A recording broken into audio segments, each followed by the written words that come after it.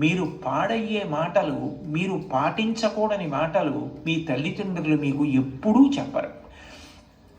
కుటుంబ విలువల్లో మీరు తప్పకుండా గమనించవలసినది, తల్లి తండ్రి ఎంత గొప్పవాళ్ళో మీ తోబుట్టువులు కూడా అంతే గొప్పవాళ్ళు. మీ కన్నా ముందు పుట్టిన అన్నని గౌరవించాలి, మీకన్నా వెనక పుట్టిన వాళ్ళని మీరు అంత ప్రేమించగలగాలి. ఒక్కొక్క వ్యక్తి యొక్క జీవితం చెక్కబడడానికి కారణం ఒక్కొక్కసారి తోబుట్టువులు అవుతారు. Playing it in my way అని సచిన్ టెండూల్కర్ ఒక పుస్తకం రాశారు. మీరందరికీ పిల్లలు కాబట్టి మీకు బహుశా సచిన్ టెండూల్కర్ గారు అంటే చాలా ప్రీతి ఉంటుంది. మీరు ఆయన రాసిన పుస్తకం చదివారేమో అని నేను అనుకుంటున్నాను, కొంతమంది పిల్లలైనా. అందులో ఆయన ఒక విషయం రాశారు. ఆయన చిన్నతనంలో ఆ రోజుల్లో అచ్రేకర్ గారిని క్రికెట్లో ఆయన దగ్గర నేర్చుకోవడం అంటే చాలా గొప్ప.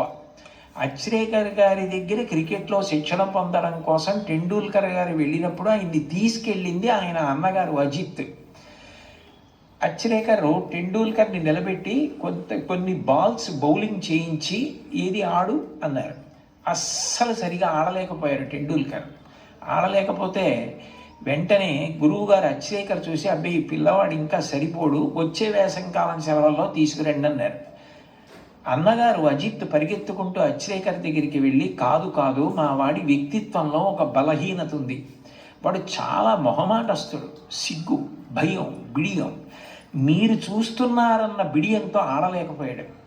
మీరు సరే నువ్వు కాసేపు ఆడుతుండు, నాకు పనుంది అని దయచేసి మీరు కొంచెం దూరంగా వెళ్ళిపోయి మా వాడి ఆట తీరు పరిశీలించండి, అప్పుడు మీకు నచ్చకపోతే మా వాడిని తీసుకోవద్దన్నారు. ఏమిటో ఈ పిల్లాడు ఇంత ఆర్తిగా చెప్తున్నాడు తమ్ముడు గురించి చూద్దామని అచ్రేకర్ గారు సరే అట్లాగే చేస్తానని, టెండూల్కర్ నువ్వు ఆడుతుండు, నాకు చిన్న పనుంది మళ్ళీ వస్తానని దూరంగా వెళ్ళిపోయి చూశారు. అద్భుతమైన స్ట్రైట్ డ్రైవ్స్ కొడుతున్నాడు టెండూల్కర్ గారు. చూసి ఆశ్చర్యపోయినటువంటి అచ్రేకర్ తిరిగి వచ్చి టెండూల్కర్ని శిక్షణ ఇవ్వడానికి తీసుకున్నారు. అచ్రేకర్ చెప్పినటువంటి పాఠాలు, బంతిని ఎలా ఆడాలన్న దాని విషయంలో గురువు నేర్పినటువంటి మాట ఎంత పని చేసిందంటే టెండూల్కర్ మీద అలసట అన్నది లేదు. ఆఖరికి బంతేసేవాడు లేకపోతే మేజోడు సాక్లో క్రికెట్ బాల్ కట్టి తాడు కట్టి గడప మధ్యలో కట్టుకుని అటు ఇటు వెళ్లకుండా స్ట్రైట్ డ్రైవ్స్ కొట్టడం ప్రాక్టీస్ చేశారు వాళ్ళ మేనత్ ఇంట్లో. ఆ తర్వాత భారతరత్న అయ్యారు టెండూల్కర్. ఆయన గొప్పతనం ఎక్కడుందంటే టెండూల్కర్ది, అంత గొప్పవాడై భారతరత్న అయిన తర్వాత, పార్లమెంట్ మెంబర్ అయిన తర్వాత గురువుగారు అచ్రేకర్ మరణిస్తే ఆయన వెళ్ళి పాడి మోసాడు టెండూల్కర్. అది గురువు పట్ల ఇవ్వవలసిన గౌరవం. తల్లి తండ్రి ఎంత గొప్పవారో గురువు అంత గొప్పవాడు. తోడ పుట్టినవాడు అంత అక్కరకొస్తారు. జీవితంలో తోడ పుట్టిన వాళ్ళన్న వాళ్ళు మాత్రం వాళ్ళే. ఎక్కడికి వెళ్ళినా స్నేహితులు దొరకచ్చు, ఎక్కడికి వెళ్ళినా బంధువులు ఉండొచ్చు. దేశే దేశే కలత్రాణి దేశే దేశే చ బాంధవాహ తంతు దేశం నపశ్యామి ఎత్ర భ్రాత సహోదర అంటాడు రామాయణంలో రాముడు. ఎక్కడికి వెళ్ళినా బంధువులు స్నేహితులు దొరకచ్చు, కానీ తోడ పుట్టిన వాళ్ళన్న వాళ్ళు మాత్రం ఆ జన్మకి వాళ్ళే. వాళ్ళని ప్రేమించడం, వాళ్ళతో దెబ్బలాడకపోవడం, వాళ్ళతో ప్రేమ భావనతో ఉండడం, వాళ్ళతో గౌరవంగా ఉండడం. చెల్లిని తమ్ముణ్ణి మార్గదర్శనం చేసి సచిన్ టెండూల్కర్కి అజిత్ చేసినట్టు చక్కగా వృద్ధిలోకి రావడం తెలుసుకోండి. అంతవరకు ఎందుకు అంటే ఒక్కొక్క విషయం తీసుకునేటప్పటికీ నాకు ఏవేవో జ్ఞాపకానికి వచ్చేస్తుంటాయి. అబ్దుల్ కలాం గారే వింగ్స్ ఆఫ్ ఫైర్లో ఒక చోట రాసుకున్నారు, ఆయనకి కోరిక, తపన ఎట్లాగైనా మద్రాస్ ఇన్స్టిట్యూట్ ఆఫ్ టెక్నాలజీలో ఏరోనాటికల్ ఇంజనీరింగ్ చదవాలని. సీట్ వచ్చింది, 1000 రూపాయలు కట్టాలి. ఆ రోజుల్లో 1000 రూపాయలు లేవు, నాన్నగారికి ఇచ్చే పరిస్థితి లేదు, ఆయన కలలు నెరవేరే అవకాశం లేదు. అటువంటప్పుడు ఆయన తోబుట్టువు జోహ్రా అనుకుంటాను, నేను చాలా రోజులైంది చదివి, ఆ జోహ్రా ఆయన తోబుట్టువు ఆమె చేతి గాజులు గొలుసులు తాకట్టు పెట్టి తీసుకొచ్చి కలాం గారికి ఇచ్చి నువ్వు చదువుకో అంది. కలాం గారు ఆనంద భాష్పాలతో ప్రతిజ్ఞ చేశారు, స్కాలర్షిప్ సంపాదించి నేను నీ నగలు కుదువ నుంచి విడిపించి మళ్ళీ నీకు తీసుకొచ్చి ఇచ్చేస్తాను చెల్లి అని చెప్పి, అక్క అని చెప్పి ఆయన వెళ్ళి చదువుకుని ఎంత గొప్పవారయ్యారో మీకు అందరికీ తెలుసు. తోబుట్టువులు అంత గొప్పగా ఆదుకుంటారు. తోబుట్టువులను నిర్లక్ష్యం చేయడం. మా అన్నయ్యతో నాకు మాటలు లేవండి, మా తమ్ముడితో నాకు మాటలు లేవండి, మా అక్కతో నాకు మాటలు లేవండి, ఈ మాట అనడం చాలా దారుణం.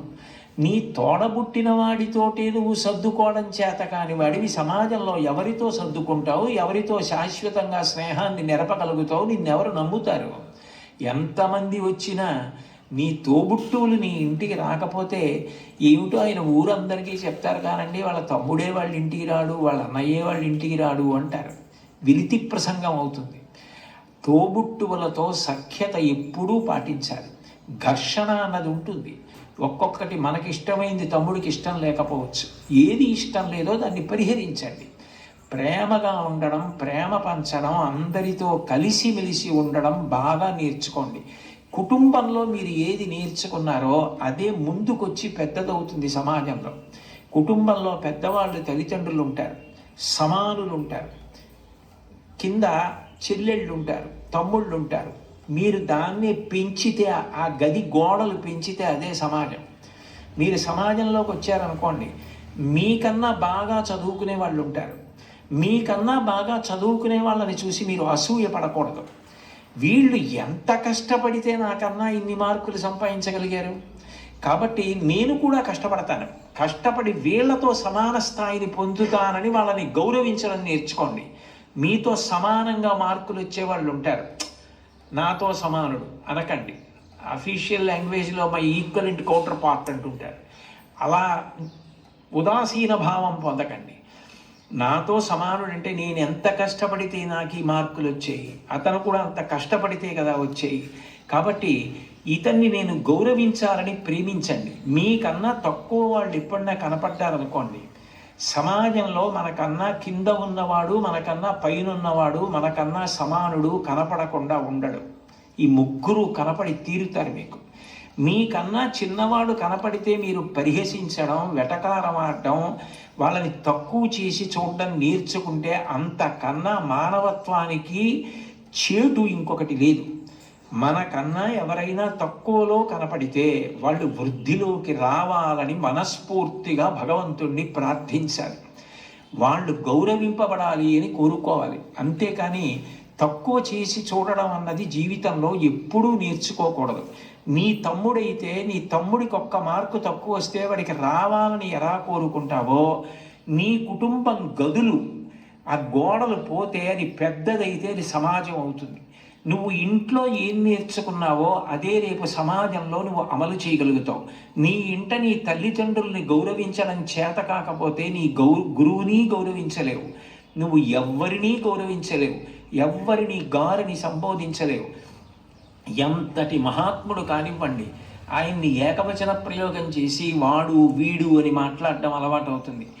మన ఎదురుగుండా ఉన్నారా లేరా అని కాదు, పెద్దల గురించి మాట్లాడేటప్పుడు గౌరవంగా సంబోధించి మాట్లాడడం. పెద్దల పట్ల మాట్లాడేటప్పుడు మనం అనవసరంగా విమర్శించడం మర్యాద కాదు. వారి పట్ల మనం కృతజ్ఞతతో మర్యాదగా ఉండడం నేర్చుకోవాలన్నది మీరు చిన్నతనంలో తరగతి గదిలో అభ్యాసం చేసినది ఏదుందో రేపు పౌరులైన తర్వాత సమాజంలో మీరు అదే చెయ్యడం కొనసాగింపుగా చేస్తారు. అందుకని మీరు తరగతి గదిని కేవలం పాఠాలు చదువుకోవడానికి మాత్రమే పనికొచ్చేటటువంటి వ్యవస్థగా చూడకండి. సర్వే వేదవిదశూరా, సర్వే లోకహితే రతా, సర్వే జ్ఞానోపసంపన్నా, సర్వే సముదితా గుణై.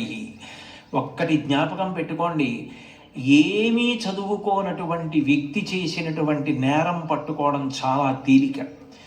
ఆరితేరిన గజదొంగ కూడా కంటి చూపు తగ్గితే దొరికిపోతాడు.